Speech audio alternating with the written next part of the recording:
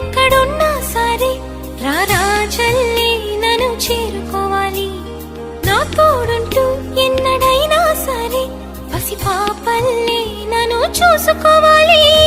అమ్మలోన ఉన్న కమ్మదనం వెన్నలోన కలిపి నాకు ముద్దు ముద్దు గొరు ముద్దలు పెట్టాలి. ప్రేమలోన ఉన్న తీయదనం ప్రేమతోటి తెలిపి చిన్న తప్పు చేస్తే నన్ను తీయక తిట్టాలి.